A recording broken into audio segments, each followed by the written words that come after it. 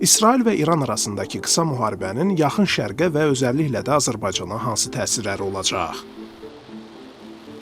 İyunun 13-də İsrailin İranın nüvə və hərbi infrastrukturuna zərbələri ilə başlayan, İranın cavabları və ABŞ-ın İranın əsas nüvə obyektlərini bombalaması ilə davam edən, nəhayət iyunun 23-də atəşkəslə dayanan münaqişənin nəticələrini dəyərləndirən regional təhlükəsizlik məsələləri üzrə tədqiqatçı Rövşən Məmmədli deyir ki, atəşkəsin elə ilk saatlardaca pozulması ilə bağlı qarşılıqlı ittihamlar vəziyyətin nə qədər kövrək olduğunu göstərir. Ekspert deyir ki, bu müharibə geniş İran-İsrail qarşıdurmasının tərkib hissəsidir və davam eləyəcəyi ilə bağlı ehtimalı yüksəkdir. Müharibənin təsirlərinə gəldikdə isə tədqiqatçıya görə müddət qısa olduğu üçün hələlik bərpa oluna bilən zərərlər var. Hələ də İran İsrailə, İsrailin İrana qarşı ağlabatan təhdidi qalmaqdadır. Baxmayaraq ki, İran ağır zərbələr alıb, iki ölkə arasındakı qarşıdurma yeni bir mərhələyə keçir. Bunu qeyd etmək lazımdır ki, öncə İranın nüvə proqramı, bu proqram ağır zərbə alıb. Xüsusən Amerikalıların Natanz, Fordo və İsfahandakı nüvə zənginləşdirmə təsisatlarının ağır zərbələrindən sonra. Yəni bu təsisatların yenidən işlək hala gətirilməsi bir xeyli müddət alacaq. Və bunu da qeyd etmək lazımdır ki, bizim əlimizdə təsdiqlənmiş açıq məlumatlar da yoxdur ki, yəni bu ziyan nə dərəcədə olub və məsələn burada digər mübahisəli məqamlardan biri artıq zənginləşdirilmiş uranın harada olmasıdır. Amerikalılar deyirlər ki, və bu uran da artıq zərbələr nəticəsində dağıdılıb, amma İran tərəfi deyir ki, biz o zənginləşdirilmiş uranı artıq oradan başqa yerə keçirmişdik. Çatışmazlıqlara, bacarıqsızlıqlara baxmayaraq, xalqın burada bir mənalı şəkildə dövlətin arxasında olması və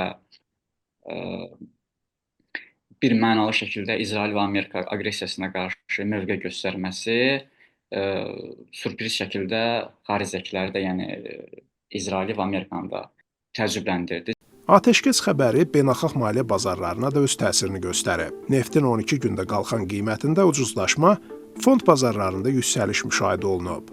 Bu da onu göstərdi ki, İsrail-İran münaqişəsinin genişlənməsi qlobal iqtisadi sabitlik üçün birbaşa təhdid olaraq qəbul olunur. Prezident İlham Əliyev ictimai şəkildə bu münaqişə ilə bağlı ətraflı danışmayıb.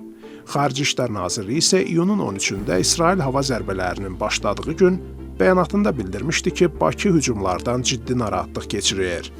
Regional məsələlər üzrə tədqiqatçı Rövşən Məmmədli deyir ki, Azərbaycan hadisələr boyunca neytrallığını qorumağa çalışdı. Azərbaycan ilk başdan olaraq neytral mövqe seçdi.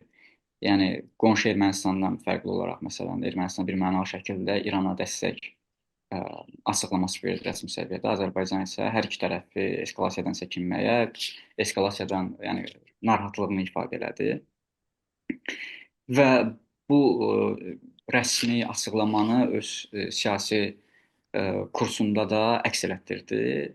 Politoloq İlyak Hüseynov deyir ki, ABŞ-ın müharibəyə daxil olması və digər siyasi qrupların aktivləşməsi yeni geosiyasi mənzərəni formalaşdırdı.